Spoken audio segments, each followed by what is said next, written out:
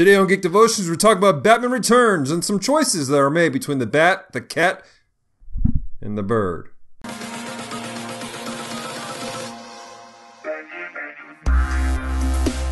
What's going on, Devoted Geeks? Welcome to Geek Devotions, a show from a couple devoted geeks devoted to let people know that they are loved. I'm Dallas Moore, and I'm so glad you hit the play button. Do me a favor if you like today's video, make sure you give it a big thumbs up, and also do me a favor and hit the subscribe button if you want to see more great content like this all the time. If you hit the little bell symbol next to the subscribe button, you'll be notified every time we make a post. This is week 3 of Geekmas 2017, and guys, it has been amazing so far. We've talked about Die Hard, Nightmare Before Christmas. We've had great conversations with our friends LJ Lowry and so many more. And guys, Sunday is going to be awesome because our friend Carlos Renfro from Healing Truth Ministries will be on Comm Talk talking about Batman Returns, which we happen to be talking about today. Make sure you stick around to the end of the episode because I'm going to be reading some of the comments from our Facebook page, Devoted Geek Life, dealing exactly with this movie. We asked the question whether or not you guys consider it a Christmas movie, and you guys had some really interesting thoughts. That being said, let's talk about the movie. If you're unfamiliar with Batman Returns, it came out back in 1992, and it was produced by none other than Tim Burton, one of my favorite directors of all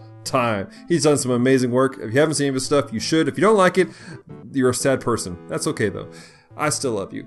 But anyways, in this particular movie, this is the sequel to Batman. And obviously you had Michael Keaton playing Batman, you had Michelle Pfeiffer playing Catwoman, and then Danny DeVito playing the Penguin. This was an all-star cast, and it was amazing. And as I was watching the movie, you had this interesting conflict rise up. All three characters, the bat, the cat, and the bird, they had some really difficult issues, didn't they? They had some troubled lifetime things that happened, and they had to make some hard choices. Obviously, you have Batman, and he chose to take his pain and do something really quite fantastic. Got a little bit scary and demented, and probably needs to be institutionalized because it's a little weird, but he's helping people. He's turned his pain, he turned around to do something fantastic.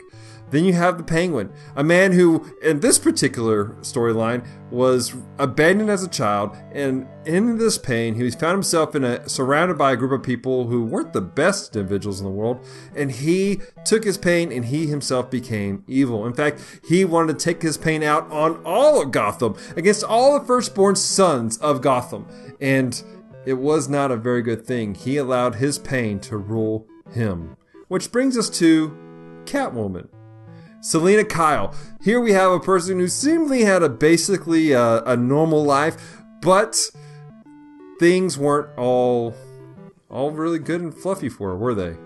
No pun intended since she was a cat, but Michelle Pfeiffer's character, she was a troubled young lady. She was working hard, and she was working for a business that didn't really care for her. She worked her tail side off, again, no pun intended, to help and to do the best, and she really was a great employee at this company. And what happens? Well, she got thrown out a window, and for some reason cats biting her gave her superpowers, and she became Catwoman. Again, that was where things get weird sometimes. What I find interesting about her character, though, is what she does with what's happening in her life. She had some really bad things happen to her. I mean, she got pushed out a window. That's rough.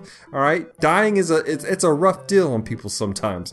But you found her in this weird dichotomy. At times, you saw her trying to do the right things. You saw her helping the lady on the street and doing different things that seemed like she had the ability to be the next superhero for the franchise. At the same time, she was doing some stuff that was clearly evil, right? She's trying to get rid of Batman. She's stealing, and she's doing all kinds of crazy things that are just right out evil.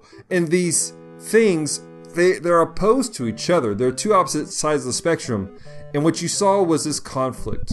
She had some horrible things happen in her life, and she, the entire time, was trying to decide, what was she going to do?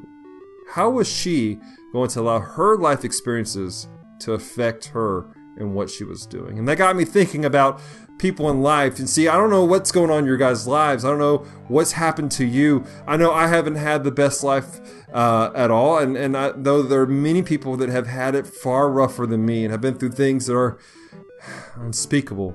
And if you're one of those that have had things that are unspeakable, I'm really very sorry. But I'm here to tell you that you have options. You have a choice. See, the world would have you believe that the place that you grew up in and the things that happened to you, that those should dictate who you're going to be from this point out. But the reality is this: you do have a choice. You have an option to be something fantastic or something not at all. And I know it sounds easy to say, but guys, I'm telling you, you do have a choice. Statistically speaking, if you were to look at my life story, I should have been a drug dealer. I should have been on the streets. I should have done all kinds of crazy things because of the statistics of what they say about people who grew up the way that I grew up. But I didn't. Yes, there was this great part where I had a mother who backed me up all the way, and I had people in my church who supported me, but I had to make a decision. I had to make choices in my life.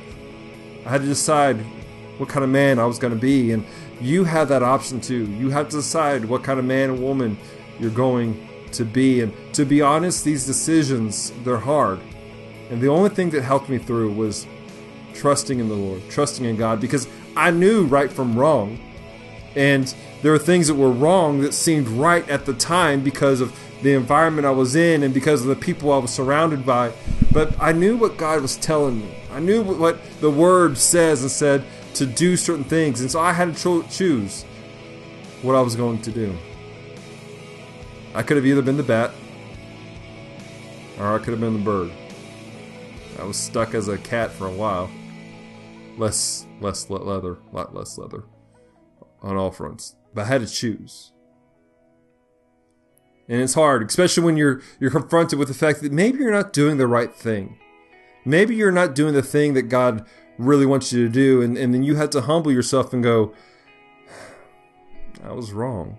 You know, I'm reminded of the story of David, and we had talked about this in Comm Talk recently when we did Night Before Christmas, but David was confronted with a choice. You see, before him was the prophet, and he came to him and he said, David, hey, I want to tell you a story. And what David didn't realize is this was a setup. You see, this parable that the prophet gave him was a mere image of what David had been doing. See, David was a man after God's own heart, and seemingly on the surface level was doing all the right things, but secretly he had really just he had hit a real rough patch and made some very poor decisions. He had knocked up a lady, and then he tried to hide the pregnancy, and then he ended up killing her husband and taking her into his house to hide the things that he had done. And it was a bad situation. He tried just going on. He made his decisions. He made his choices.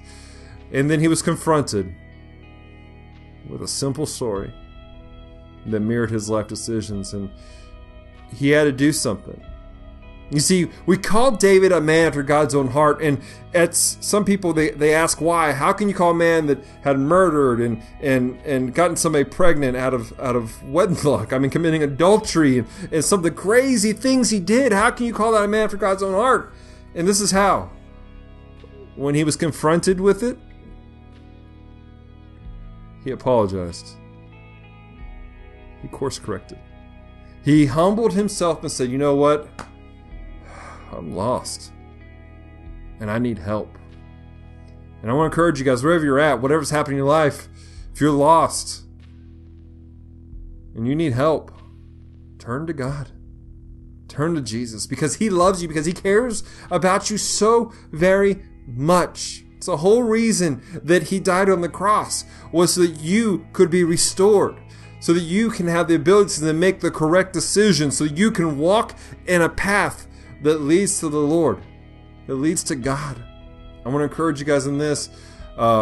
If you need prayer for over something, maybe you're struggling with something and you need help, you need prayer, contact us here at Geek Devotions. You can email us at geekdevotions@gmail.com. You can send us a private message on any of our social media, Facebook, Instagram, Twitter, Geek Devotions. Find us, guys. Holler at us. Leave comments down below and let us know how we can pray for you, how we can, intercede for you. And I want to encourage you guys, find a church that's a good Bible-based believing church, a church that puts the Word of God up as a particular standard for life, and then dig in, guys, and dig into the Word yourselves. Open it up. You don't have to read whole chapters. Read a couple of verses and just ask yourself, what does it mean in context? And then what does it mean to me? And as you make those small choices, and then again, at the surface, it seems like these are small things, but as you do these small things, you'll find yourself doing the right things. You'll go from being the bird to being the cat to being the bat. Well, guys, I hope you enjoyed that devotion.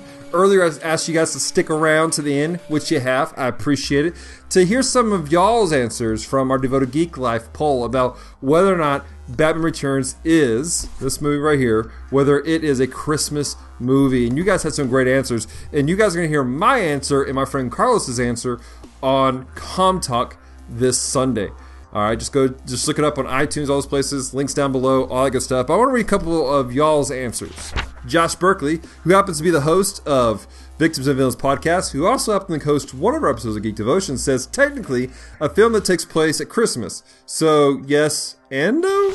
And then Timothy Steed Hockaday, who's a really cool guy, I went to high school with him actually, says, 'twas the dark nights before Christmas. Interesting. And then Ben Avery, one of the hosts of Strangers and Aliens and Welcome to Level 7, he says, it 100% is, and there are many, many religious allusions throughout the movie. There is no way that it is not intentional, blasphemous, but on purpose.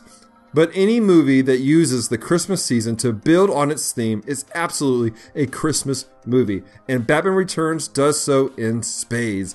It is a Christmas movie. In both season, it takes place in thematically, if secularly, using the season. So guys, those are some amazing answers, and we really appreciate your input and what your thoughts are on this movie. So your question of the week is, do you think Batman Returns is a Christmas movie? Why or why not? That being said, don't forget to check out all of our social medias, Twitter, Instagram, Facebook. Just look for Geek Devotions. And of course, like I said earlier, if you guys have any prayer requests or any needs, hit us up here. All right, you can email us at gmail.com. I mean, at geekdevotions@gmail.com. Also, one last thing, special thank you to LJ Lowry of Geeks Under Grace podcast and Twitch team for gaming for us this past Tuesday of Extra Tuesday. He gamed Christmas Nights into Dreams, and it was amazing. It was so much fun. And LJ, we really appreciate you. I want to encourage all of you devoted geeks to go check out Geeks Under Grace. They're at geeksundergrace.com, and also check out twitch.tv/Geeks Under Grace. You might see LJ there or some of his other amazing teammates. So that's about it. I love you guys. Hope you have a fantastic week. Stay devoted. Peace and love.